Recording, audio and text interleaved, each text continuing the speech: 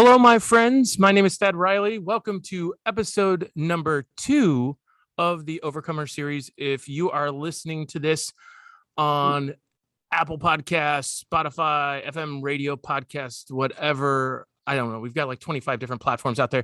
You'll see this as episode number 426, but it's number 2 of the Overcomer series. So if you're aware of this, we have changed the Thadcast. It's no longer me doing wah, wah, wah, wah.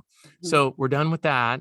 We're going to bring on inspiring, encouraging people who have overcome something significant in their lives or embraced a challenge. So we're going to do kind of cool stuff like this. And the last episode, I know you heard from my friends Laramie and Lois. And today we have a dear friend of mine from now back living in Dayton, Ohio, Lori Graham. And Lori, welcome to the Thadcast here in the Overcomer series. Thank you. Great to be here. Oh, we are so glad to have you. We're so glad to have you. So tell me this. Let's kick this off with this, because we're going to talk a little bit about Lori's experience in fitness competitions. So, Lori, what is one thing that people assume is true about being in a fitness competition that isn't necessarily true? Probably that people that compete are just, they have a lot of self-esteem. They're perfectly, comfortable with their body, and, they love their body and maybe always have loved their body and stuff like that, which I don't think is true at all. Wow. Tell us a little bit more about that. Like, what is it about that you don't think is necessarily true? Well, I have, as long as I can remember, I have struggled with low self-esteem, and body image. Thankfully, I never had, an eating disorder, which I know sometimes that's where, it can go one side or the other. But never really had a whole lot of self-esteem as far as I can remember. Even in the second grade, just not really thinking very much of myself. And of course, that transpired into, junior high and high school. And pretty much always being concerned about, almost consumed with the way that I looked, right? I think that I thought that that's where my value came from. Even though I was raised in a Christian home, I think that I thought that that's where my self-worth came from. That's where my value came from, was external. It's like everything was external. And some of that might just be in maturity, because as I got older, I could see myself changing. I've been raised in church, but, we got into a great church, and I really started learning that it was what was inside that mattered. How old were you at this point? How long ago was that? I was in my early 30s. Okay. Go ahead. My early 30s. I was 29 when we first started going to this church, and we were there until I was 49. So so I just really, it was a great church. His main verse was Romans 12:2, renewing of the mind, that verse. And so that's when I really started understanding that I could stand on the word. I could read scriptures, and I could stand, these promises were for me, and it wasn't really until I started changing on the inside that I was okay with how I looked on the outside, which is amazing, because you figure, as a teenager, as a teenager and when you're in your early 20s, you've got this great skin, right? And, and you can eat whatever you want. You never gain a pound. And so here I am, 20 years later. Now I've had 3 kids, and I am more comfortable with my body now and more okay with myself. I hardly ever wear makeup. Hardly ever. And I'm more comfortable with myself now than I was, 20, 30 years ago. Occasionally when my wife and I go out, she'll make a comment, and I'll be like, let's go to dinner. And she's like, I don't have any makeup on. I'm like, who you're with me. Yeah. I don't know. And I know I want to step into something that you said that was so important. A lot of I think a lot of young people today think that women back in our day didn't necessarily go through body image the same way, because now Hmm. everything is pronounced so much on Instagram, on Facebook, on Hmm. well, they don't use Facebook, which is great. On Snapchat, all over the internet. There's all these Hmm. images that are airbrushed, that are Hmm. cleaned up, that everything is made perfect.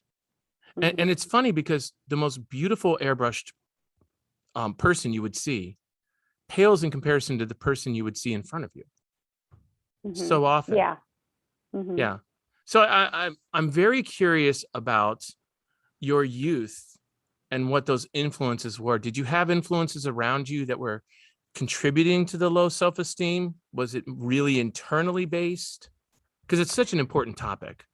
Right, right. I don't know. I mean, because women have this, I don't know, like some moms won't let their daughters play with Barbie dolls, right? Because they have because of the unrealistic Right. Sure. measurements that Barbie dolls have. Um, I I don't know if that's true or not. I mean, I can really just speculate. Um, but I think um, I know I was so intrigued with Wonder Woman. Yes. Linda Carter, remember how she was? Wow, Phenomenal. and phenomenal. Um, I mean, I can remember one time I had on, okay, so I had on a terry cloth two-piece outfit, and it was like a bodysuit, and then it had like a little tennis skirt that went around it that snapped. And I Okay. mean, I'm like 7, 8, 9, had to be around that age. Yes. And I'm walking down the sidewalk in our neighborhood in Belmont, and all of a sudden I decided I wanted to be Wonder Woman. And so, so and oh my gosh. This is And great. so I started spinning around, and as I spun around, I took off my skirt. Wow. You're ready to go. I am ready to go. Saving And lives. yeah, so I think I don't know. I don't know. I don't know if that influenced me in a negative way, caused me to think negatively about myself. I don't know, but Maybe it was just a um, positive, fun moment for you yeah, maybe, where you were maybe. empowered in Yeah. this thing. And I always I had two cousins. Well, actually, the older cousin passed away like 25 years ago. But I had two cousins, one that was a year and a half older than me, and then another cousin that was 9 months younger than me. Yeah. And so they both had great figures, and so I don't know if that was a bad influence, negative influence on me or not. But I know that I mean, my parents never said, oh, you don't even try that, you can't do that, you'll fail, or you might as well quit now. But I never really had them say, oh, I'm proud of you, oh, you can do anything, you set your mind to, oh, you're wonderful at this, you're great at that, so I just wonder if I had that more encouraging, talk from them, if Yeah. if that wouldn't have, caused me to think differently, about myself. I think you're triggering memories, and a lot of our listeners are Hmm. probably asking themselves and should ask themselves, like, what did Hmm. what did my parents do? Because I remember my mom Yeah. was like, Thaddeus P, you can do anything you put your mind to. And Hmm. she was so disappointed I didn't end up being a piano player. She's like, Really. the piano teacher was out of his mind. Hold on, I'm gonna sneeze. Okay. Whatever that is, we're not editing, so we'll just move on. Um, that was like the hold it all in. My dad was one of those guys who sneezed in church and it blew up the whole sanctuary, and you just never wanted it happening. So I have that capability, but I just Oh reel yeah. that sucker in. Yeah. You just. But she wanted me to play piano. My piano teacher was all fired up, and they're like, you have this natural gift Hmm. with music. You're just this so thing. Hmm. But I never wanted to do that. I Hmm. never wanted to sit in front of a piano and pound away at the keys. And they tried everything. They Mhm. tried guitar, they tried drums. And so it was more her stuff and what she wanted. And I get that, Mhm. Uh, my dad told me when I was 20 years old that he was disappointed in me and he was worried I would always make a decision like this. And this was as I was literally getting ready to pull out my car and go serve on a mission for a summer in Virginia Beach. Oh, wow. I'd Okay. never known anything my dad ever wanted me to do. He was a three-sport Okay. athlete in high school, incredibly Mhm. gifted athletically. Me, zero of that going on. I just Mhm. wanted to go love people in Virginia Beach, which actually Mhm. ended up turning out okay since I met my wife there. And Oh, great. that was good. So, um, and my dad, anyway, to close the story, my dad, some of his last words to me was how proud he was of me. So Oh. those things have all come full circle. But I Mhm. remember him saying that, but I never really knew what my parents wanted in me that much. Mhm. And I don't know if they were ever Yeah. pulling any of this stuff out of me. Mhm. One was an encourager, one was always disappointed. I always felt that. Mhm. And Mhm. you seem like you're somewhere in the middle. Mhm. Yeah. Yeah. Okay. I I honestly don't ever remember my parents telling me they were proud about me or proud of me. Yeah. You Yeah. know. And that's hard. Yeah.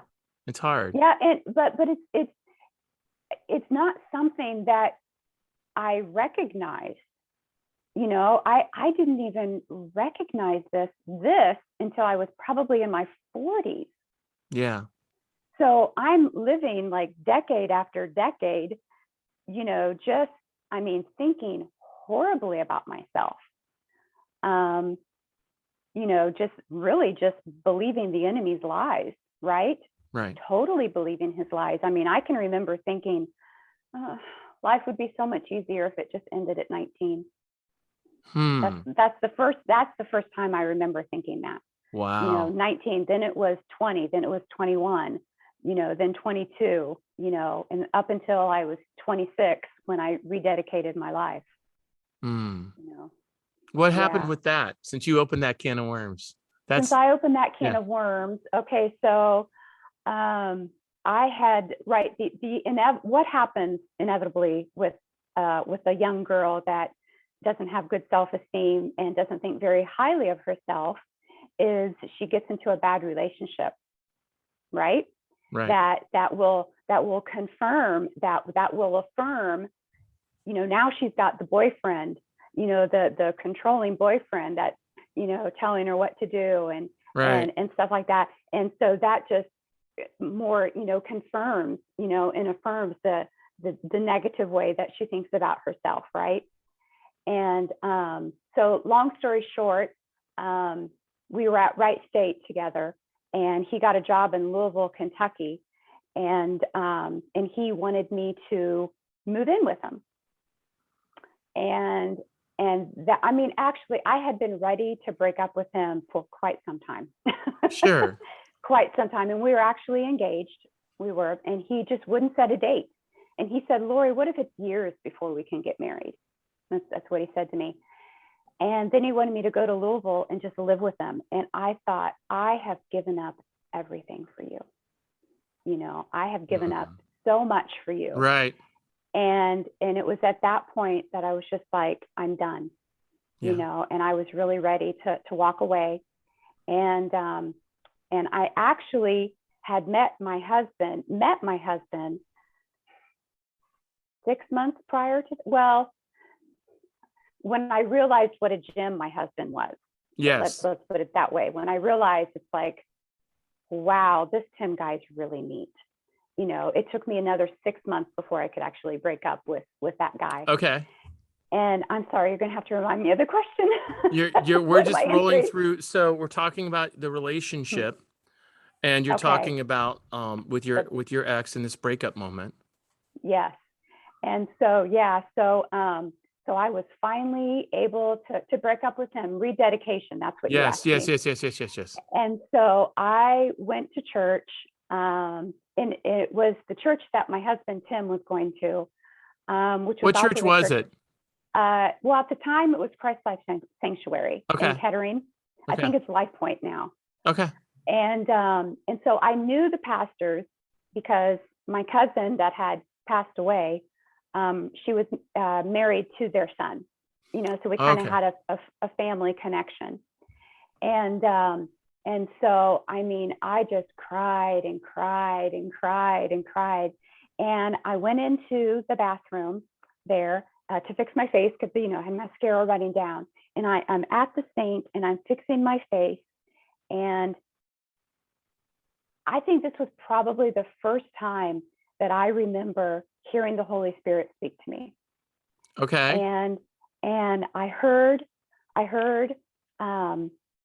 trust in the Lord with all your heart and lean not on your own understanding. In all your ways, acknowledge him and he will direct your path. And I mean, it was so significant for me that I'm at the sink and I went, looking around, I mean, it was that significant. And so I've pretty much just from that point on, it was no turning back. Wow. From Age that time 26 in this 26. this Yep. moment. So, and just because Yeah. people are going to ask, how long was it before you and Tim started dating? That was spring of 96. We started dating. Oh, yep. We started dating that fall in September. So about 6 months Yeah. later, get rid of the guy, About clear 6. the path, get your heart Yes. right with Jesus. Yep. One of the things that I think parents or maybe young women, parents in advising their daughters or young women, this self-esteem connection to a boyfriend. And then this boyfriend, a lot of times, has these gaping holes. And as mature followers of Jesus, we can see this. Well, one of my biggest problems in our culture today, Lori, is the non-marriage ideas. And I believe women are getting sold a bad bill of goods every day. They're told to move in with their boyfriends first, see how things go. They end up getting pregnant.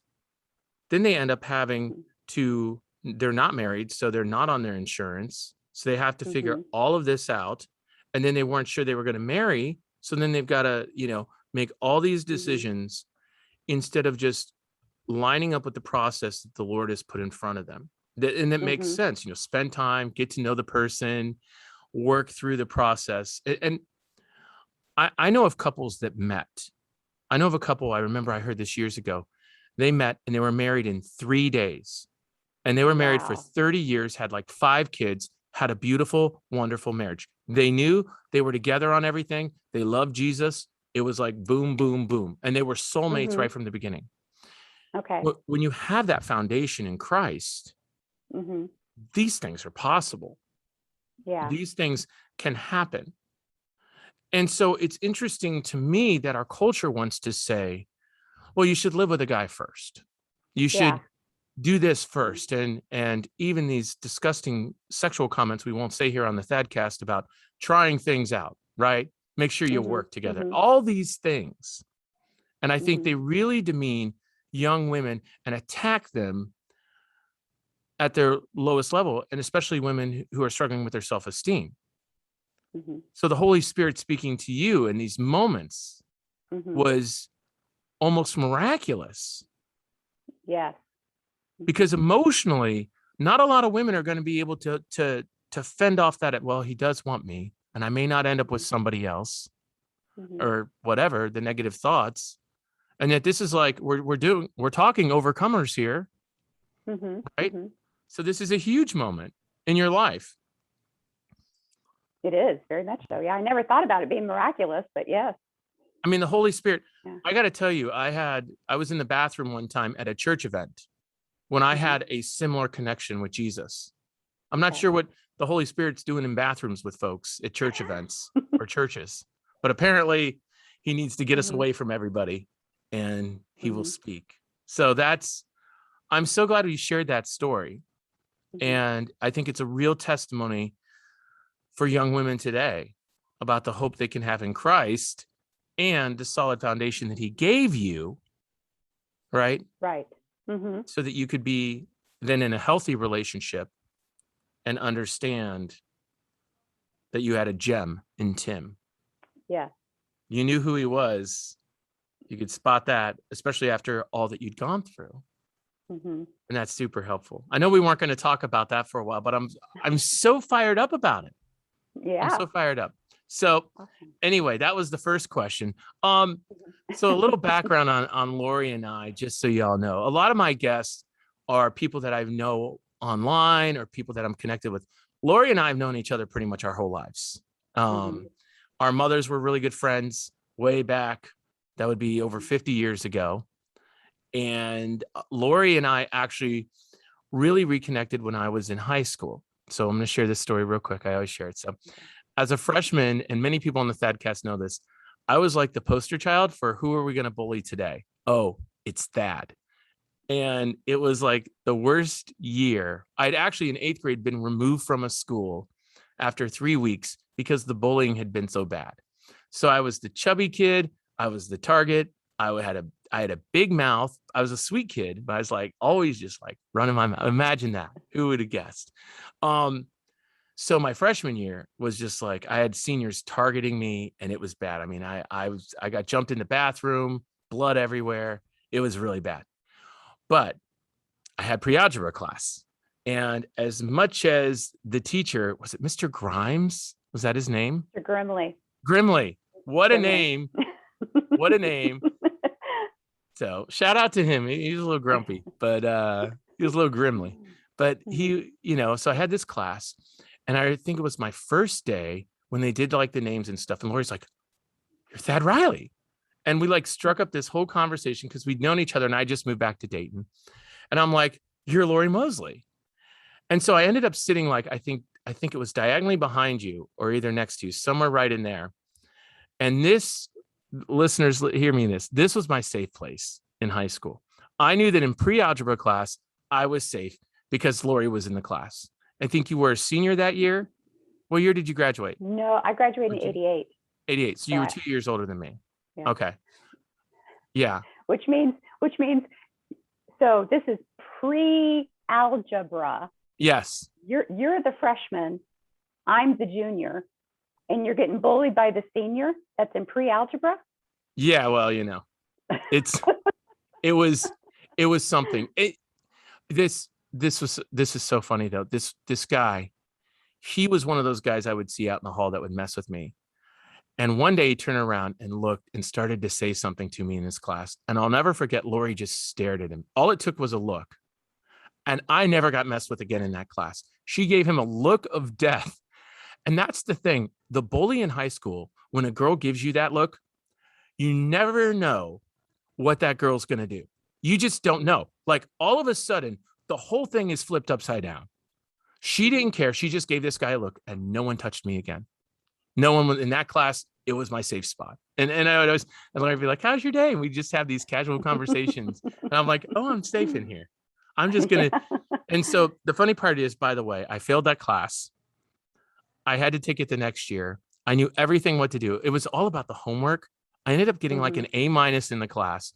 That was the last real math class I ever took in high school. I ended up taking senior math. And the joke was my senior year that they created that class just so I could graduate high school. So, and the crazy part was, no, they did it so I could graduate because I took senior math too. Did you really? Oh my gosh, I didn't know that. So we did it together. We were senior math. Math and me just do not mix.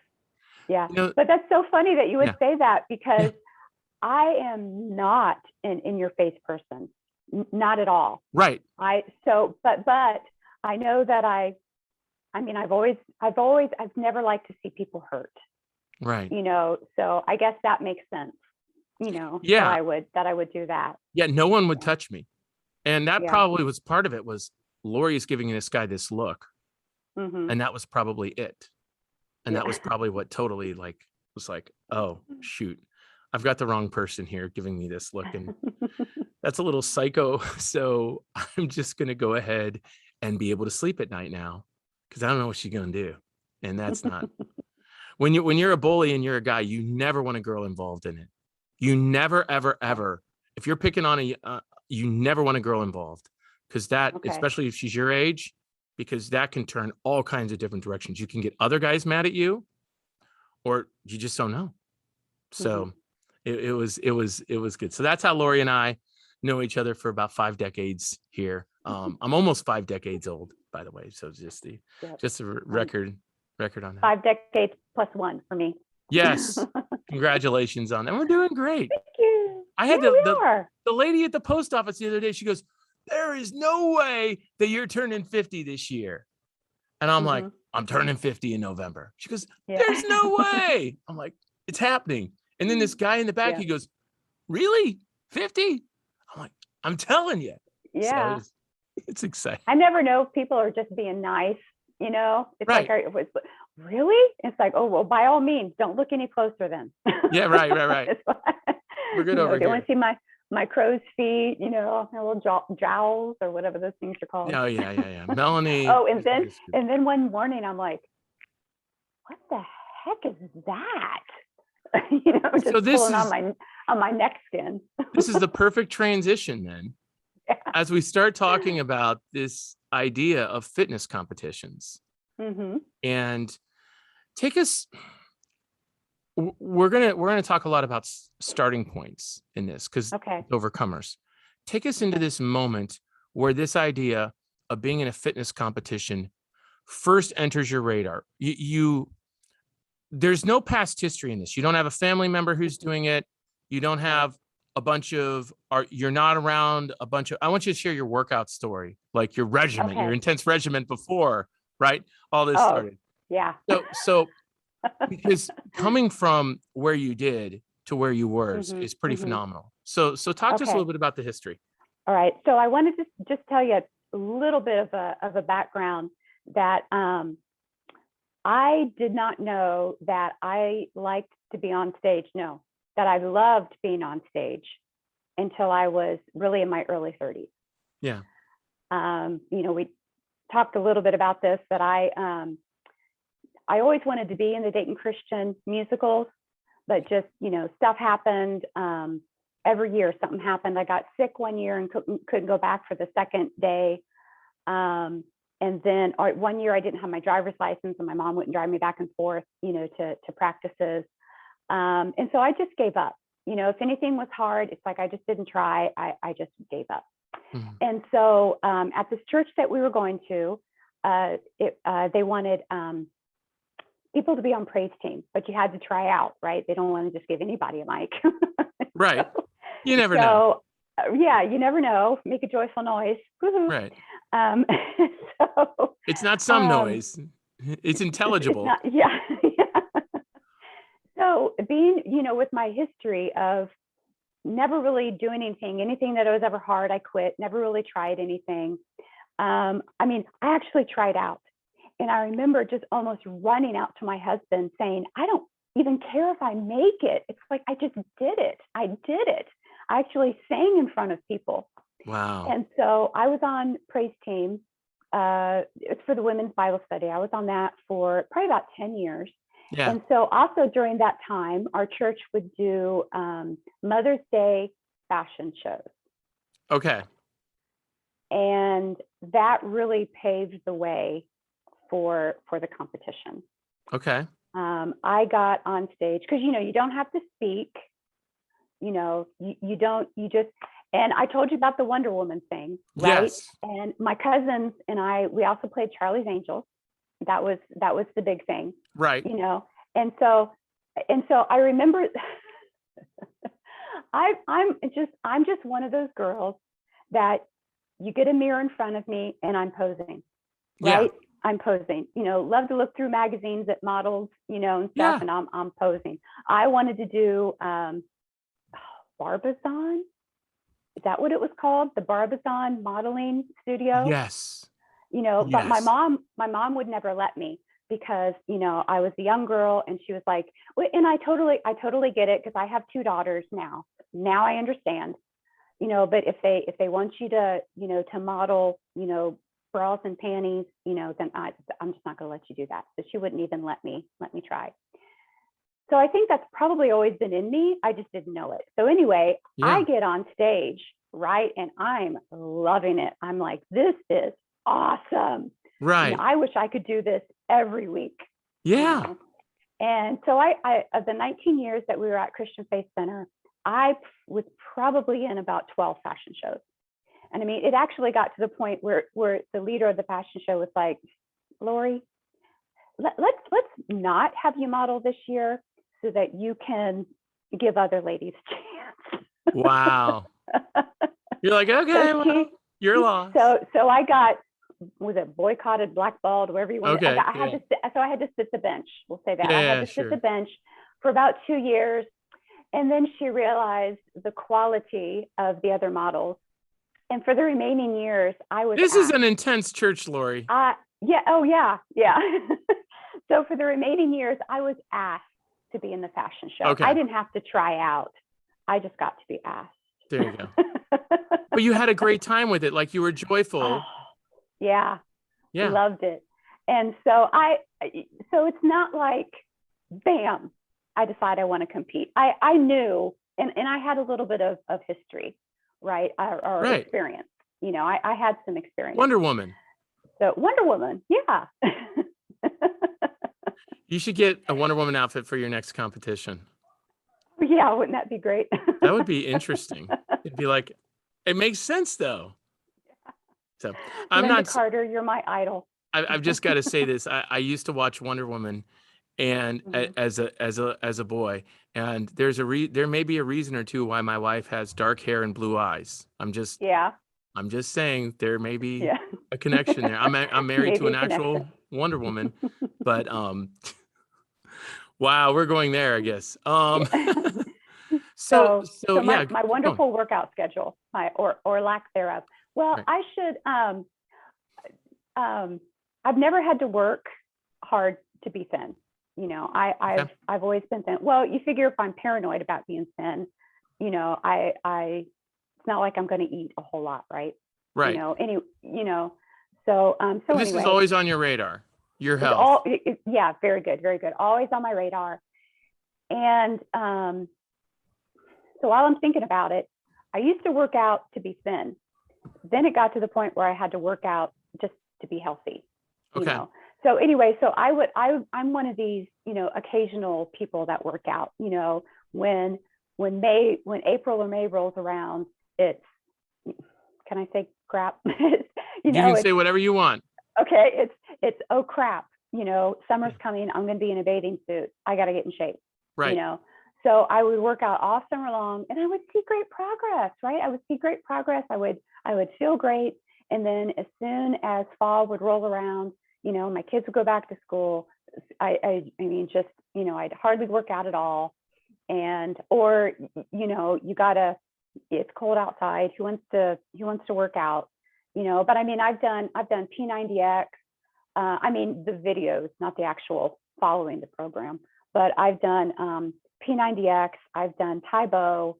Done lots of other things. I've tried, 10-minute workouts. I've done Fitness Blender. Fitness Blender? Yeah, Fitness Blender. They're a couple. Okay. That puts YouTube videos out. Oh, okay. Yeah, and so you go in there and so you've got like an array of workouts that you can do. Yeah. So I've done just about all of them, but when I finally decided I wanted to compete, should I go into how that all transpired? That's great. Okay. Like what was the first moment that lit it up for you? Well, okay, so the first moment, so I'm 41. Yep. And so this is just a few years, just 10 years ago. So I'm 41 and I'm 20 pounds overweight. I know that doesn't sound like a lot, but I was 20 pounds overweight and exhausted. I mean, just exhausted. And I can remember, sitting, like I would have to take naps. You lay on the couch, you're just laying on the couch because you're so tired. Right. Oprah would come on, and then Dr. Oz, and then that 70s show, would come on. And I know this because I couldn't get up. I couldn't get off the couch. And coming home from a Bible study and sitting at that time I had 2 kids, sitting the 2 little ones in front of the TV, make them a quick peanut butter and jelly sandwich, and then put it in front of them. And then I would go in my bedroom and just lay down. And so many times I woke up to, you've got a friend in me, you've got a friend in me. And then what's the other one? Somewhere under the sea, Finding Nemo, and Toy Story. And I would wake up and I would just be like, I have to get up, Wow. And I was just exhausted. Totally. And holy yeah, cow. and so, I mean. And you're only 41 years old. Well, actually that was, because I was 35 when I had my youngest. Okay. That was even, so that was, I would have been like 30, 33, 33, 34, around that end. And so it took me until 41 to actually change my diet, and I knew I was going to have to do something, but who wants to give up stuff, Right. And so anyway, I'm kind of going on a rabbit trail here, but taking a long time to tell the story. But so I came across this book on a Facebook post. It's called The Eat Clean Diet by Tosca Reno. Okay. And very, very easy to read. I mean, almost juvenile, almost like a kid's book, right? She's got block sections where you can just read a little bit here, a little bit here. Because I also had, terrible brain fog. Oh. And yeah, and so so I started with that, and made some changes.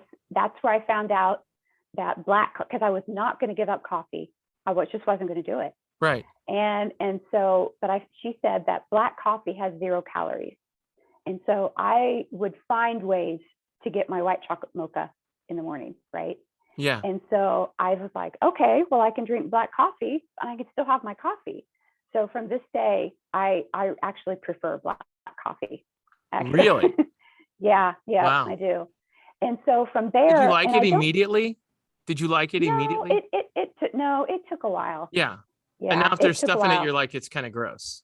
Oh yeah. Now I'm just like, too sweet. Now you just enjoy the coffee. Do you have what kind of coffee do you drink? Is it a certain kind? My favorite is a grande Americano from Starbucks. Okay. That's my favorite. And with no room. So that's just espresso and water. I think that's 4 shots of espresso and water. And that's some caffeine. Mm-hmm. Yep. That'll get you going. Yeah. Okay. So that's my favorite. The book, the coffee, all of this is the beginning of you understanding nutrition, what's going into your body. Okay, keep going. And so I found out, it must have been another Facebook post. I don't know, but I found something called the Ultimate Candida Diet. Okay. And I had my suspicions that I probably dealt with Candida because, my mother-in-law dealt with it, and I had a lot of antibiotics as a kid. Okay. I had a strep throat infection. I've probably had strep throat maybe 16 times. I don't know, through like 3rd, 4th, and 5th grade. Wow. So, that was in the 80s, right? So they would put you on antibiotics. Right. So from there, I had sinus infections. From there, in 7th grade, I got mono. Then I had to have my tonsils taken out. Then I actually took tetracycline for acne. And what else? Oh, birth control pills. But so all of those contribute to it. Candida is a yeast overgrowth in the body where the bad bacteria has taken over, and it manifests in it feeds on the sugar of your body. So you actually crave sweets, and I've always had a huge sweet tooth. I think a lot of people are familiar a little bit with the yeast problem and sugar problem and that connection. Okay. Yep. Okay. And so I started, it was a 60-day elimination diet. Never thought I could do that, where if I had to start competing at that point, I probably never would have made it. But so I started there, and the weight just melted off. It did. It just melted off. And for the first time in my life, I felt alive. I felt, I was cognitive. This personality that I didn't even know I had, just came out. Wow. And because I've always been kind of I mean, I can talk to people. I'm kind of shy, but but not really. But I am quiet. More of an I introvert. Yeah, yeah. Sure. And so I started doing that. So I was 41 when I started doing that. And so my neighbors, my little neighbor girl, she's not so little now. She's 18. And can I just give a shout out to London Houston? She made the Junior Olympics team in wrestling. Holy cow. Yeah. So she's 18. No, she's 18. Yeah, she's 18. So just a Wow. shout out to London Houston. And so What's her name? London Houston? London Houston. Yeah. Did her parents see that? Yeah, I think so. Yep. What's her middle name? I don't know. Yeah, I should not be teasing children about their names on a recorded pod. It paused me for a second there. And Yeah. wow. Okay, so So, she's on the Junior Olympic team. Yeah. mhm. Wow. Wrestling. And so her mother uh, is, I don't know if she still does, but was a fitness trainer, and she was competing. And so I just saw that and I thought that's pretty cool. That's super cool. Yes. But she's definitely always been athletic, just a different body type, than she could actually do the bodybuilding. Okay. She could actually do bodybuilding. So anyway, so a few years later, I came across another Facebook post of one of my church acquaintances, and her name is Clem. And so I came across her, and she was in the middle of training for competition, little body type more similar to mine. And I thought, oh my gosh, this is it. Found out she has her own gym, and her and her husband is a competitor as well. Yep. And they have their own gym. They train people. This is what they do. Wow. This is what they do. And so I thought, this is it. This is it. This is what I want to do. Yeah. So I said something to my husband about it. And because we just I wasn't going to do something like this without his consent. Way too much of a time commitment and a huge financial commitment. And my husband said, it's really not the right time. Okay. All right. And so I waited another year. And in between that time, we're living in Washington. He was in the Air Force. I met him at Wright-Patterson Air Force Base, and here in Dayton. And his next assignment was in Seattle, and he's from Portland, Oregon. So when he got out, we just stayed. Sure. So at this point, we had been there for 21 years, and we decided that God just really just opened up the door for us to move back here, and never really thought that would happen. Back to Dayton. And so now I'm on a timeline, right? It's like, this is something that I want to do. It's a bucket list item for me. Let's just do it. And so we were on our way down to Portland for Grandma Dora's funeral. And I said, okay, this is my chance. So I just sat in the car. I was driving, and I just prayed for a little bit. And then I mentioned it to him again. And he said, it's really not the right time. I'm like, that's what you said last time. Right. And so he thought about it for a little bit, and he's like, okay, if that's something, if that's really what you want to do, then go ahead and do it. Go ahead and do it. Mm-hmm. And he told me later, he thought, can I tell people that my wife is training for a bikini competition, or that she's going to be in a bikini competition, or she has been in a bikini competition? He said, yeah, I think I could do that. Yeah. Hey, that's cool. Yeah. That is great. That is so great. I want to pause on one thing that you said. Okay. Because we talk about our dreams, we talk about our goals. Mm-hmm. And my listeners, you know a little bit about my weight loss story. When in 2009, for those who may be listening to this first episode, I was anywhere usually between 350 to 400 pounds, 390. I think it was about the top I went to. And the Lord spoke to me, showed me that my kids were not going to have a father. Mortality table said I'd be dead before the age of 50. Said my average lifespan was 45 to 49. I'm like, you got me down to 4 years. That sounds legit. Like, I mean, It's intense. And the Lord really showed me that my youngest daughter was not going to have a father to walk her down the aisle. Mm. And that was like, and you know, as a dad who had sole custody of his kids and won that in court and being the main figure parent in their life, I knew that I had to be there for them. So that was my moment. So when I began my weight loss journey, I had to buy different food. I started running. I was working 50 to 60 hours a week, and I was in retail, so I would get home at crazy hours. And I'm sharing all this to say, when I began pursuing my dream of creating a healthy life for myself, my life on the outside did not look like it was the time at all. It was Right. not the time for me to do this. People closest, I love mom. Mom is the best. But mom was like, you don't need to do that because you're going to stop eating so much. I'm like, Mom, I need to stop eating. And then my ex-wife was just constantly just, why do you have to do this? Why does this matter? And I was just like, because I don't want to die.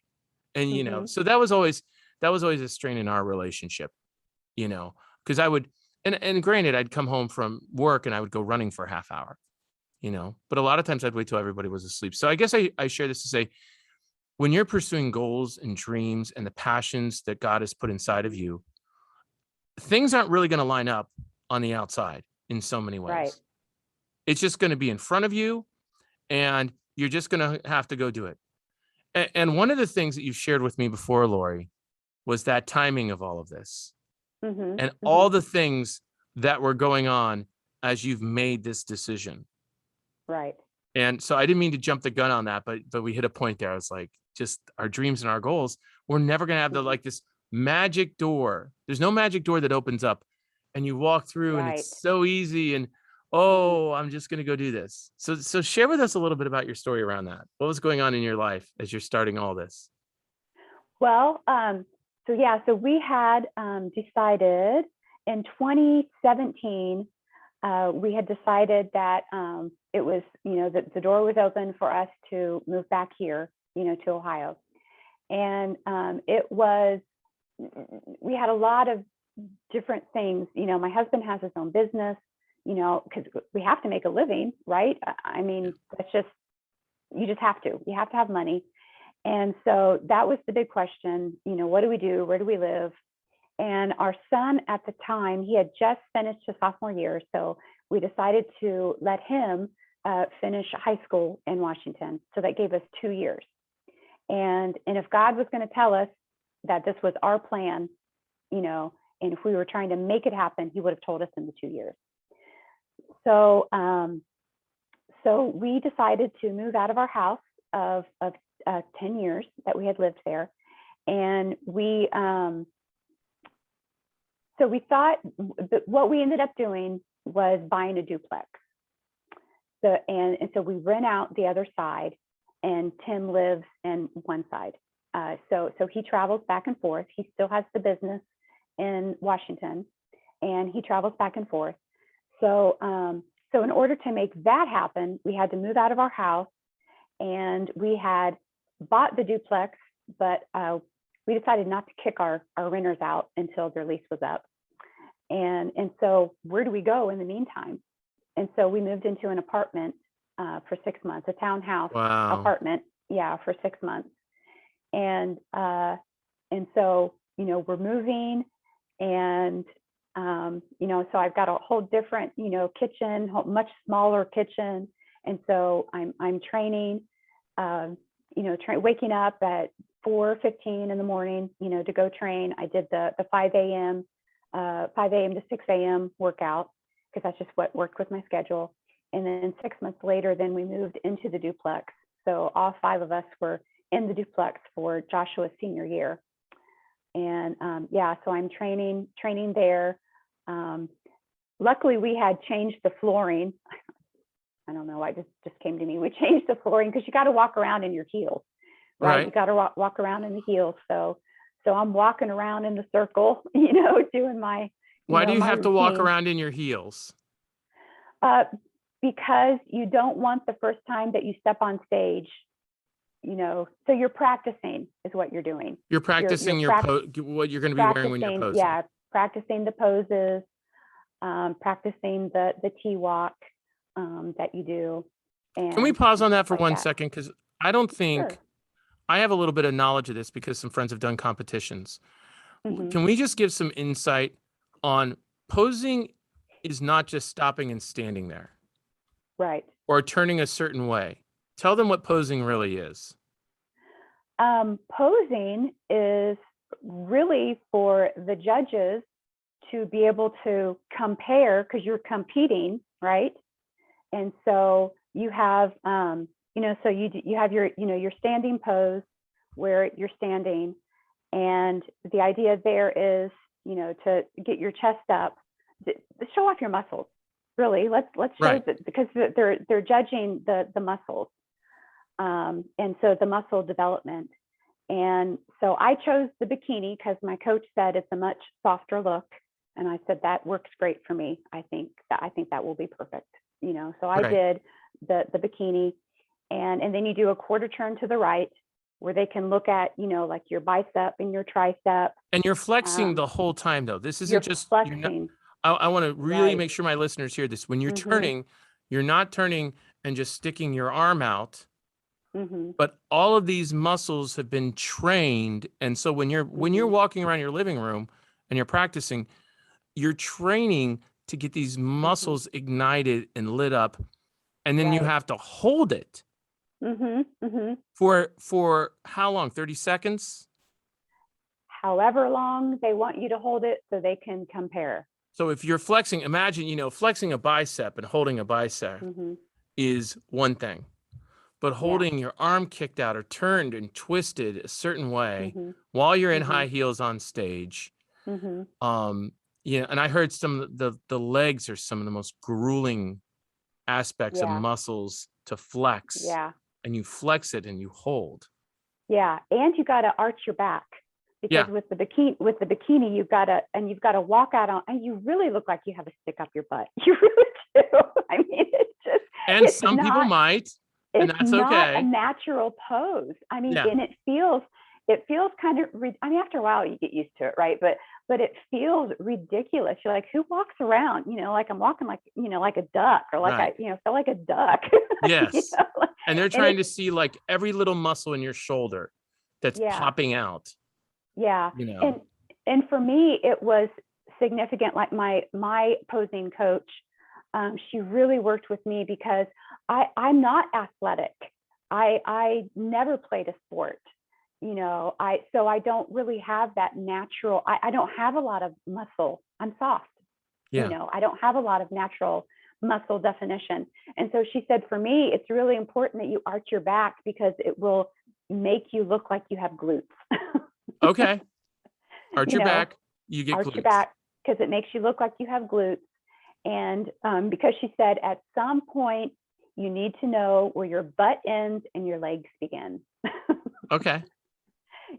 Right. So for me, so there's ways of, sure, you don't have to, you may not have a lot of muscle definition, but there's ways to, what word am I looking for? There's ways to still, can't think of the word I'm looking for, accentuate, Yes.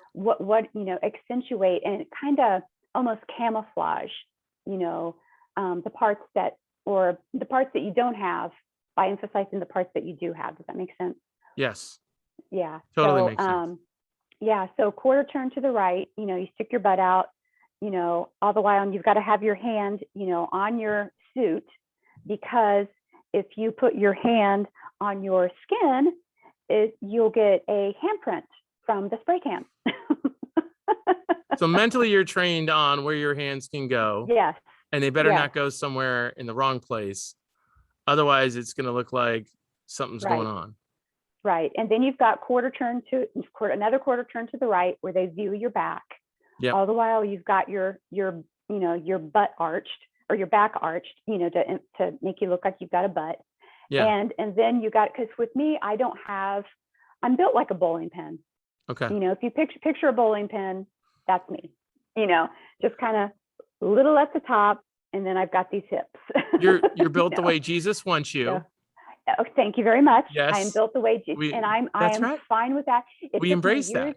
Yes, it has taken me decades to be comfortable with that, Right. and I am fine with the way that I look now. And so she said, we've got to make your shoulders look square, more like a triangle, Yes. right? Because the more square your shoulders are, the smaller your waist is going to look. Okay. And so that's what they like. They like a small, little waist. So she really taught me how to. I had to pay extra to have like a personal session with her. Okay. And so she really taught me how to, arch my back. Right. And it's like, wow, I've got back muscles. Where did those come from? Right. So she really taught me how to, arch your back. So when they're judging your back, you've got to stand there, with your back arched and see, this doesn't look natural. Does this look natural? It may not look natural. I have to tell you. So we're going to do a quick rewind because I took you from this point and I want to get back to it. You're in heels, you're practicing posing in a townhome type of apartment that you're renting currently. And you're doing all this different stuff with food. And your son's in his senior year. You've bought a duplex. You've got people renting from you for the duplex for the next few months. And you've got probably house hunting starting soon in Dayton. No, that actually we didn't bother doing that until 2019. Okay. But you've got all these things going on intensely while you're doing it. And it's funny, probably if you look back, the first time when Tim said, well, it's not a good time, probably would have been a much more low-key time. I'm just guessing. Right. Right. But this time lined up and the Lord was taking you through a lot of this as you were trying to balance and deal with all this. Yeah. All the while. And I met with all the while training, because so Clem and Alfred, they have their own gym. And so I did a meeting with them, and based on my workout history, we all agreed that it was going to be better if I trained with them, if I went with their gym. And because you didn't have a workout history, not much. I did not have a good workout history. And so even Alfred, I kept telling Alfred, because Clem was, she was dealing with her elderly aunt, her 90-year-old aunt had moved in with them. So I actually Clem put my meal plan together, but I did most of it with Alfred. Yeah. And just the sweetest guy in the whole world. I mean, I look at him like the same way I do you, right? Yeah. And the same way I do like my cousin Matthew. I mean, he's like, he's like a brother, Alfred is just the sweetest guy and competitor. You would think he might be arrogant or something. Not at all. No, very sweet guy. But so I'm training with him, and he agreed that it would be better if I went to their gym. And I just kept telling him at first, I would look at him and I'd say, I'll get stronger. And he'd say, I know you will. Yes. And and so right before the competition, I think I was curling like 10 pounds, 10 or I don't even think I could curl 15 pounds. It was probably 10. And Alfred picks up 5-pound weights, and he's like, look at you curling those 10 pounds. He's like, when you first came in here, you were like, and he took the 5 pounds and he was like, He's like, look at my guns. Oh, so you said that about me. You've transformed in so many ways through this process. And then one of the things we have to think about too is that you brought encouragers into your life. Yes. You deliberately brought people in and consciously allowed them to come into your life to give you feedback, to go through the whole thing. And that probably changed things for you from an emotional, psychological perspective, to have these people feeding goodness into your soul. Right. Like Alfred and Clem and my friend Jill that I made at the gym, and Tammy and another gal that I'm not remembering her name right now, Sarah. we were all there, and they had all competed before me. And so Jill was getting ready to, her and I did a competition together, my first. And so all of those other ladies had all competed before, all my age, or, roundabout, give or take, 4 or 5 years each way. Yeah, so I had that, of course, my husband supporting me. And yeah, I really didn't tell a whole lot of people. Yeah, Why not? I just didn't. I just don't like people knowing my business, Yeah. I have friends of mine who, this is a very funny story. I meant to actually mention this when you were talking about nutrition. And I had a friend of mine who was training for a competition, and a woman at work pulled her aside. She's very sweet. She's like, I don't know if anything's going on in your life right now, but I've noticed that you've lost a lot of weight, and I want to make sure that you're eating okay. And she laughed so hard. She goes, no, no, no, no, no, no, no, no, no, no, no, no. This is diet. This is plan. This is what I'm. And the woman's like, I've wanted to talk to you for weeks about this. I finally got the guts up to talk to you. I'm so glad you're training for a competition. You're doing, like, they laughed so hard about it. She was like, and it was so sweet that this woman came up and had this conversation with her because she thought she was like anorexic suddenly. Yeah. And because that's the body change is super intense. Yes. Yeah. I had, because after the first competition, I posted pictures, and I had a friend tell me, I knew something was going on because you were looking pretty lean, on Facebook. And my pastor, she came up to me, and she did a similar thing. She was just like, she's like, you're really thin. She's like, what are you doing? What's going on? Okay. And I said, okay, Wendy, I said, you're telling me this now. And then when I did the Candida diet, I got down to like 110 pounds. And she confronted me then too. Yeah, she's all over it. Yeah. And so, so she confronted me, and, so I told her what was going on. I was like, okay, you obviously don't like me at this weight. So why don't you like me at this weight? And she said that because her mother died prematurely, from, she's like, she would eat like a piece of cheese, and that's all she would have all day, and so she died of colon cancer, so she just wanted to make sure I was, taking care of myself. I mean, I like cheese, but holy cow. I know. Never going to be the only thing. I ate. I really did. I did not go hungry. Wow. I did not, while I was training, I did not go hungry. Clem put together, they give you, this information sheet where they ask you what you like and what you don't like. Okay. So I had everything that I liked. I got to have a protein shake before I worked out every morning. And then for breakfast, I would have like this, it was I had an oatmeal, protein powder, chia seed, and coconut oil. And then I added cinnamon, to it. And so I got like this, and berries. I got to have like 50 grams of berries. And so I would have that for breakfast, mainly at like 6 a.m. And then 3 hours later, I would have very lean ground beef, and with a salad. And I got to have like 175 grams of sweet potatoes. Okay. And so that was really my dessert. So I would just. How much is 175 grams of sweet potatoes on a plate?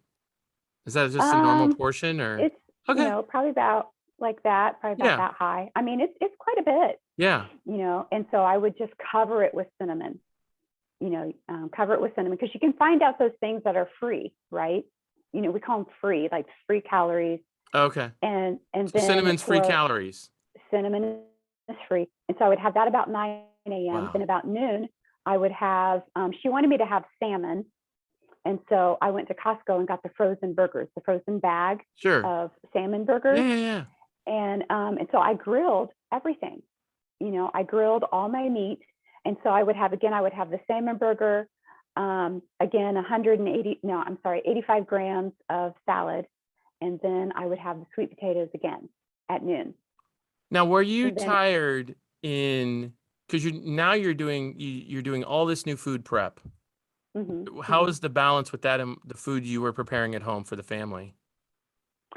I would have to do, two different things. Yeah. Yeah, two different things. I would do most of my, luckily I have pretty natural organizational skills. Okay. And so, so I just had to make sure I stayed. And Alfred said, don't run out of food. Don't run out of food. Stay on top of your food, because if you run out of food and you have to fix something and it's going to take an hour, then you're gonna cheat. And so don't do that. Stay So on you were top of the meal food. prepping in advance. I was meal prepping. I would do most of that Sunday evening or Monday. Sure. And, Okay. and you just, and so, I mean, it was best when it was nice and warm, and you could eat it, but otherwise you just put it in the fridge and you just eat it cold. You just do it. Or you just heat it up. Yeah, or you just heat it up. Yeah. And so I would eat again at 3. I would have 80 grams or 100, I don't remember, 120. I'd have 120 grams of chicken with salad. And then again at 6, I would have another 120 grams of chicken. What did your kids think? Honestly, they never really said much. Right. Yeah, never really said much. Right. Honestly. Yeah. It's funny how like they're aware of their world, but your world is just completely off their radar. Right. And I would walk around the house. Well, the high heels wasn't so bad. I would really do that when they were at school. And there was no way I was walking around in that bikini in front of anybody. Right. You're like, that's just for me. Yeah. I'm good over here. So everyone left. It's like, okay, I've got 30 minutes, right, before someone comes back, Right. So, yeah. And you probably have a mirror, so you're working on the muscles. You're working on like how to pose. Right. You're going through everything that Clem and Alfred have shown you, and just continue. So are we okay to jump to competition day? Sure. Okay. So competition day, I had a friend, and I shared this with you before. On her competition, we have a big ongoing joke with her, my wife and I, about M&Ms. And apparently, like right before she competes, she goes in and her coach gives her a bunch of M&Ms to eat because it makes her veins pop. Oh. So she's like eating perfect, and then all of a sudden it becomes competition / M&M day. So she starts eating these M&Ms. I don't know how this stuff works, but she's just got M&Ms going. She like opened up her purse one time after, and she's like, I got all these M&Ms still in here. And I would just pop them. So that was kind of the joke. So talk to us about the morning pre-competition, what that looks like for you. Okay. So you wake up, you've got towels all over your bed, right? All over your sheets, all over your pillowcase, because you've gotten a spray tan the night before.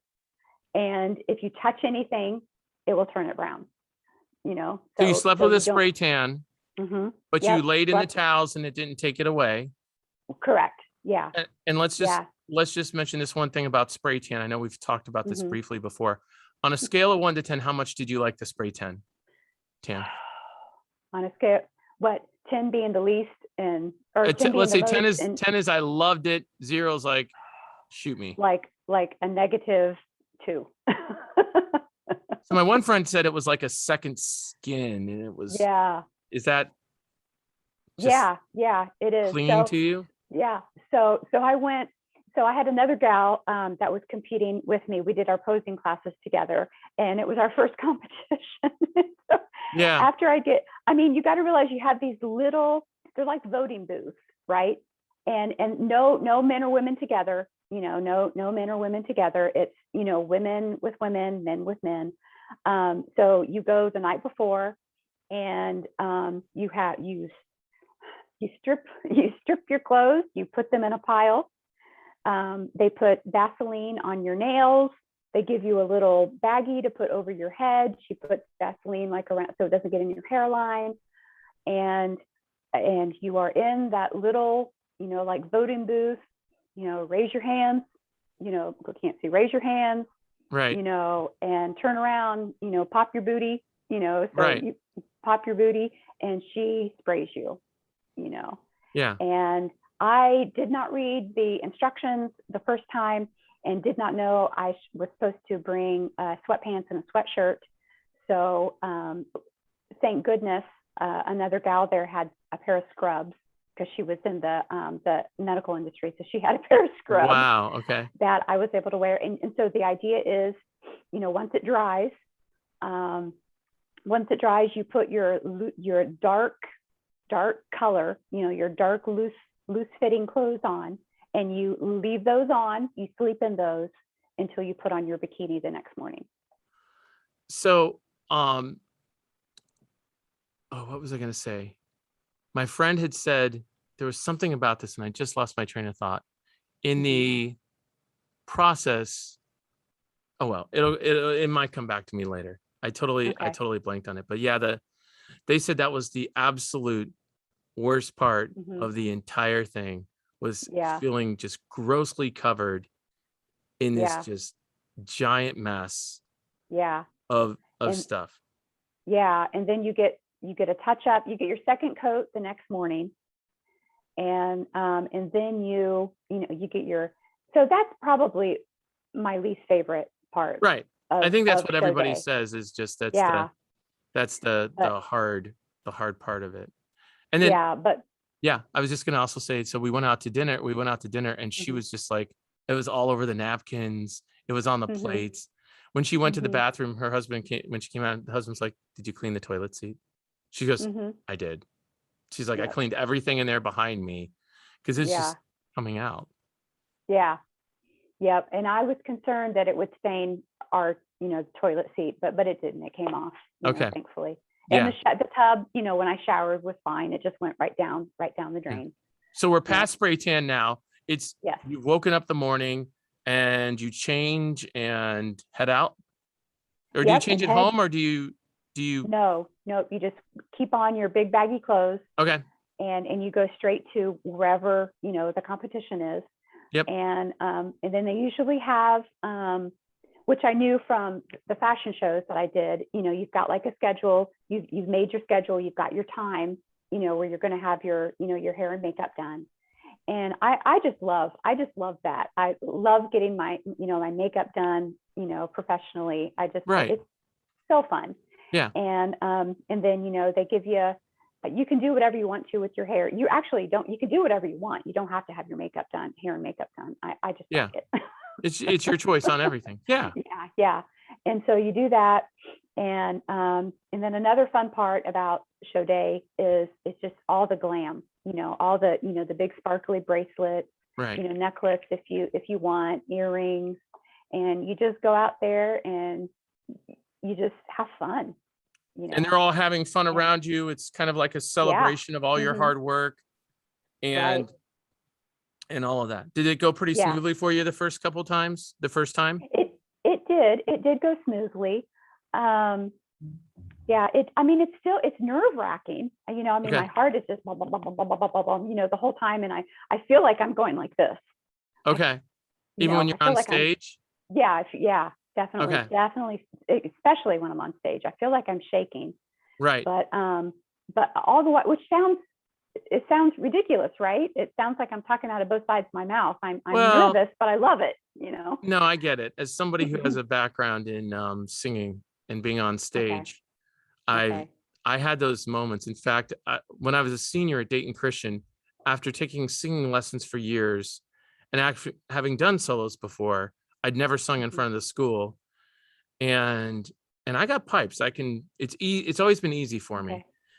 And I stood up with a mic and I started to shake, and I started to shake so badly, and sweat was coming. I was looking at me and I could see a bead of sweat stuck on the end of my nose.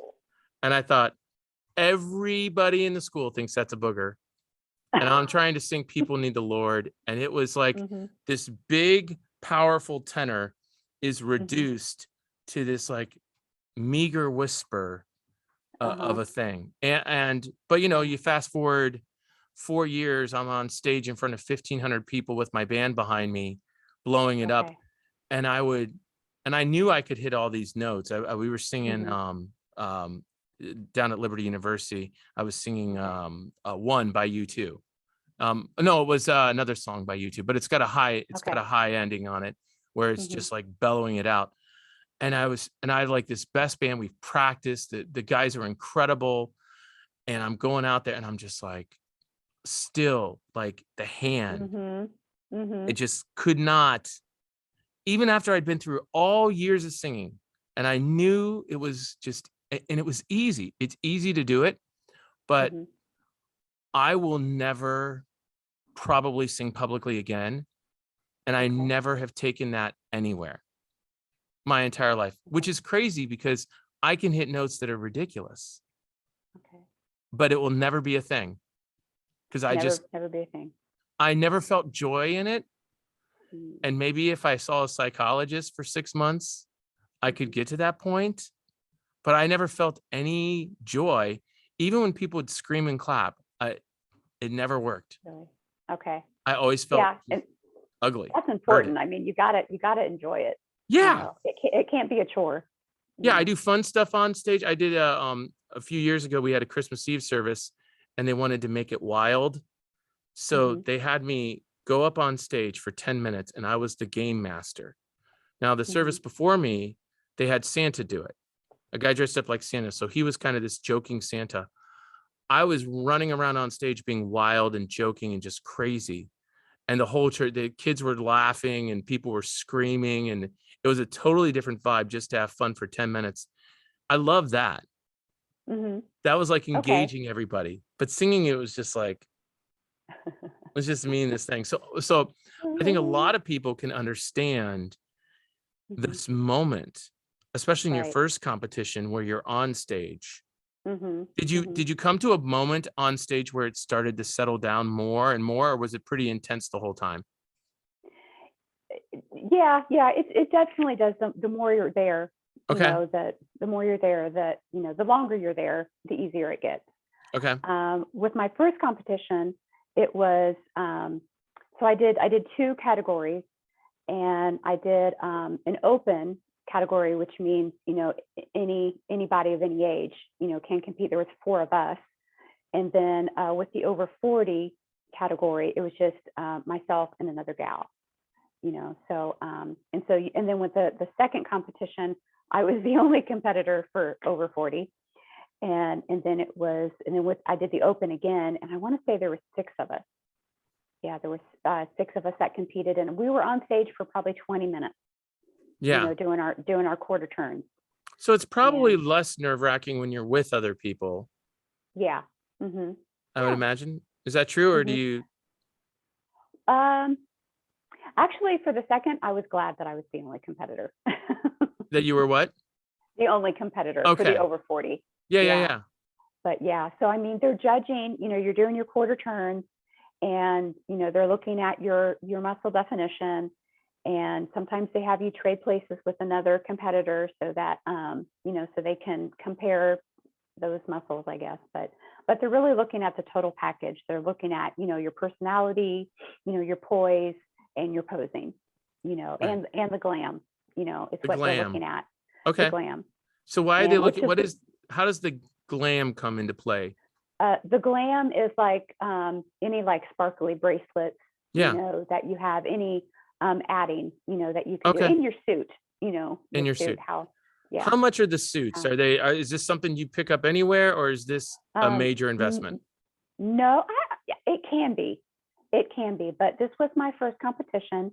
And so I got the least expensive suit, and mine was $220 Okay. So, because I, yeah. hmm and so, yeah, I mean, some you can spend, 500, $1,000, on the Right. suit. And so really not knowing, you just you have to find out what have you done? What have you done? Can you recommend anyone? It all has to be, done that way. Because you have And so, sequins and all kinds of stuff going on. Whereas hmm I think for the yeah, guys, it's the suit thing, and that side it's like, I'm gonna borrow Bob's Speedo again this time. right. I Yeah. think I'll be okay in that. Bob doesn't wear it that much anymore anyway, just when he goes to Europe. Right. Go to Europe. Yep. He's not gonna wear it in the States, but he wears it in Europe and he lets me borrow it for the competition. So I'm sure That's guys funny. guys don't have the glam side of it. No, Right. no, they don't have the Right. glam side of it. And so really all the judging takes place with your quarter turns. And then you walk off stage, and then they have, I guess you could call it like a showcase. Each competitor has a showcase, and they do what's called a T-walk. And that is really, it's just kind of like, okay, you've just spent, 5, 6, however many months, 9 months training. Let's show this off, So you do a T-walk. And Okay. you're not judged on the T-walk. And they call it a T-walk because you do a T, right? You start out, Okay. do Yeah. a pose at one T, do a pose at another T, then you come to the middle and do a pose, and then you come down, and then you go off stage. And that's a lot of fun, Right. that really is. And so in posing class, you get time to practice this stuff, because you have to do it in front of the other competitors. So so you get time to practice, and do your poses, and all the while, the posing coach is giving you hints and telling you what, do that. No, don't do that. Don't do that. Yes, do that. Yes, that looks good. That looks good. Do that. So And, so this entire process, you're getting a lot of encouragement from Clem and Alfred. mm-hmm, You're feeding off of the energy of the other competitors who are kind of excited to be there, and you're all mm-hmm, doing this thing. And so I think this might help people to look and see, as mm-hmm, this is this big moment of all of this work you've done. You've been encouraged. You're in this community now where people are really engaged, and this is their moment. So you're sharing all these moments together. I mean, it's not like you're meeting for Starbucks 6 weeks later, but you're right, experiencing this moment, mm-hmm. this pretty powerful thing. Um, there, I have two questions that come to mind. First, Okay. can you show us what you got? Oh, Yes, yeah, I want to yeah. remember So that this time. for And the first share. competition, Yeah. can you see that? Wow. Yeah, so I got this for the first one. And can you show us the blade Oh, or the handle? blade. The handle. The handle, yeah. Whoop, can you see it? There we go. Tell us Yeah. about that. What in the world? So, well, here's the prettier one. I think I got that one pretty open, and then I got this one. Wow. Yeah. Okay. See it? Yeah, this must have been for the over 40, Wow. which was cool. And yeah, that's wild. So I've never had those on display. I just kind of keep them on the floor. Yeah.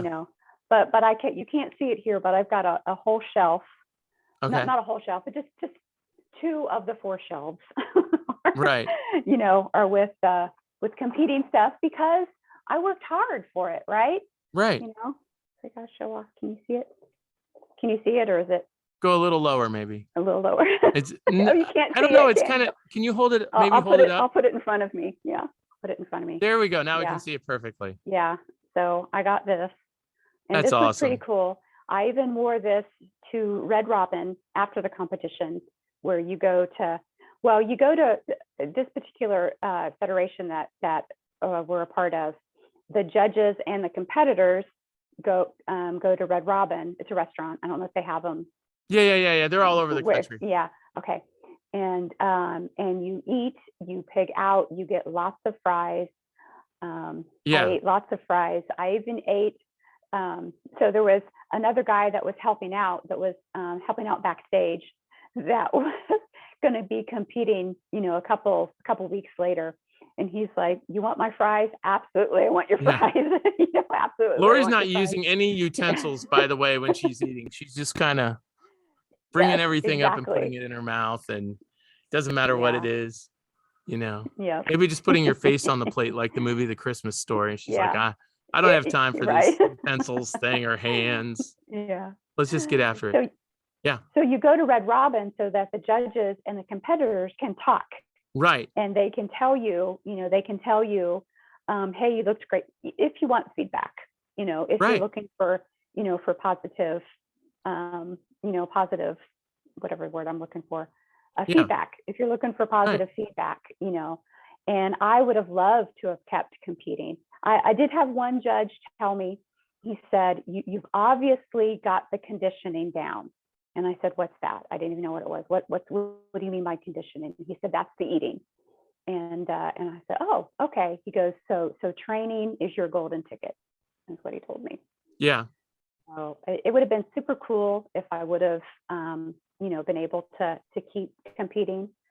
And I actually looked into it here in Ohio.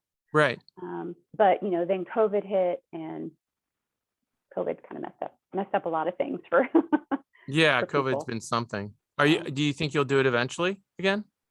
I would like to, but I over COVID, or during COVID, during the quarantine, I herniated 3 discs in my neck.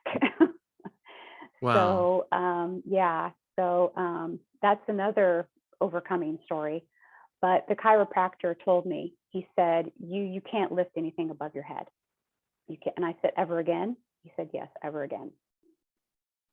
Wow. So nothing like this, and Yeah. nothing like, out with I don't even remember what those are called, but I know they build the shoulders, or the delts, Yeah. but nothing like this.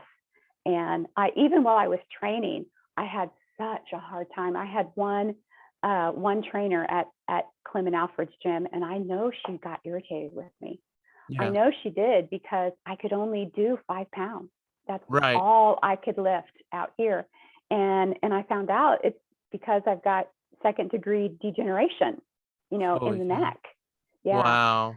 And I found out that at some point in my life, I've had untreated whiplash, and I can only assume it's from roller coasters at Kings Island. Those are intense. Holy cow. Yeah. That makes Although sense too. I did run into a tree on a motorbike when I was 12, and I blacked out. Yeah. So that might That's have something to do huge. with it too. Wow. But you've And had your experience. You have your tiara. Exactly. Yeah. Right. So I would love to compete if there's a way that I can do it with bands, resistant bands. Yeah, sure. Yeah. Which I might be able to do. And I'm not doing it to get first place, although first place would be super cool. I'm not doing it to get my pro card. I'm doing it to stay in shape. Right. Some people do triathlons. Some people, do half marathons or full marathons. Endurance races. I love that. Endurance races. Or indoor cycling. Yeah, indoor cycling. Some people do cycling races from and the on the West Coast, it's called STP, so Seattle to Portland. Oh yeah, sure. They do that on bikes. I have no desire to do anything like that. Right. It's like this is what I like to do to stay in shape. Yeah. As we're starting to wrap up, I think the lingering thing in my mind is, we live in a world where shame is a huge problem. And people have a lot of things that they're ashamed of that they should not be ashamed of. One of the ideas I have is a woman who is considering doing what you've done might feel that sense of shame towards telling other people, because they're going to find out at some point. The people close to you are probably going to know before you do it, but then some of your other friends might come up and have that conversation with you. What would you say to the woman right now who's experiencing shame? She doesn't want to be, she wants to do this, but maybe she feels like she might be judged for standing up on stage like this and pursuing this. She's dealing with the expectations of others, but she's got this dream, she's got this goal, and it may not even be the same thing. But I'd love to hear your insight after having gone through this, specifically maybe for a fitness competitor who's someone who's thinking about, a woman who's thinking about doing this for the first time, what you would say to them as far as a shame conversation goes. Well, I have to say, if I could do this, anybody can. I never want anyone. I work really hard with my girls. I have 2 daughters, and I really work hard with them because I never want anybody to feel about themselves the way that I felt about myself most of my Mm, life. right. Um, and I would just say, you have value. You have value. You have gifts and talents that God placed inside of you, whether you want to believe it or not. You do. And if you're not ready, then you're not ready. Right. And I would think that you would have to get your heart ready and your mind ready first.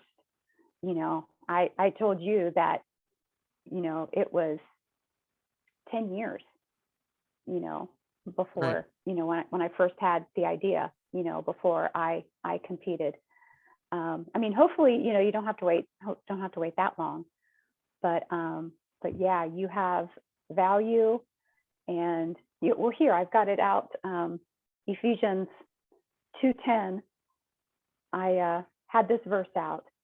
For we are His workmanship, His masterwork, a work of art, created in Christ Jesus to do good work, which He prepared for us beforehand, taking paths which He set, so that we would walk in them, living the good life He prepared and made ready for us. Wow. So we are His workmanship. We're we're a work of art, whether we want to believe it or not. Mm. And there's so many people listening, and they don't even know what gift or talent or thing the Lord has given them Mhm, at this mhm, point. So I didn't become a runner until 2009, so 12 years ago. mhm, And I'm not particularly fast at all, but I mhm. have this flip in my brain where I can flip a switch as long as I'm trained enough, and I can just keep running. It doesn't matter what's going on around me. I've run through storms, I've run through actual blizzards, Wow. but I ran a 40-mile race a few years ago. And I remember I blew out my knee. Yeah, I did it was on six different runs. Okay. And so I had 4 runs that were 8-mile runs back to back to back. 4 runs in the middle of it was 32 Okay. miles. And on the second to last 8-mile run, I was running up a mountain in the middle of the night in the White Mountains of New Hampshire, and I blew out my knee, Oh, and I kept running. And wow. we had a PT in our van, and he said, "You can stop, but you can put on a knee brace and see how you do." Mhm, I'm like, "Give me the knee brace." And I had this switch flipped in my head, and I limped a little bit, but I felt okay, mhm. and I finished. And that bothered me for 18 months after. But I ran 40.5 miles. It was actually 40.6. I ran Wow. a tenth of a mile more because Okay.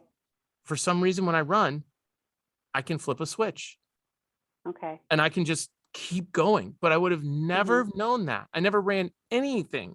I never did any of that before in my life. Okay. It's never on my radar.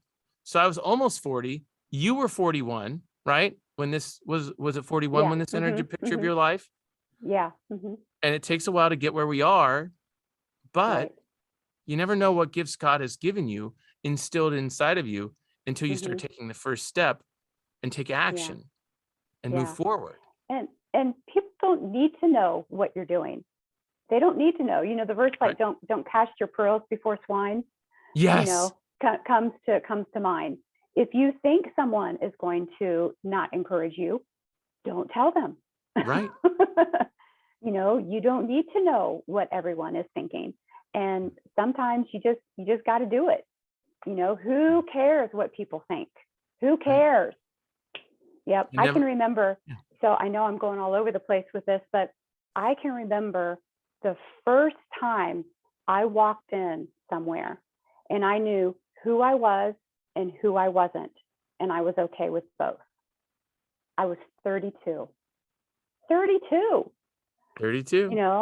It's like I don't want that, for other people, but that's my story. And you know, Well, it's a remarkable I story. just And I think can't. there are people who have goals and dreams who might be Mhm. age 28, they might be 41, they might be in Mhm. their 30s, they might be 60. And there's this Mhm. gnawing at them. There's this thing. Mhm. And maybe it's the Lord calling them to do something they've never dreamed or imagined they would have Mhm. any gifting in. And then all of a sudden, God's going to open up these doors and Yeah. bring the encouraging people in your life. Yeah. And And yeah. there were all kinds of body types, all Mm, kinds, and most of the people there, it's not like, I mean, some of them were in their early 20s. right. Some of the gals were. That really just ticked my husband off. He was like, they shouldn't even let those girls compete. You don't have to work the same Those way. girls, all they have to do is say, I think I'm going to be in a bikini competition today. And they just put on a bikini. They don't know how hard you worked.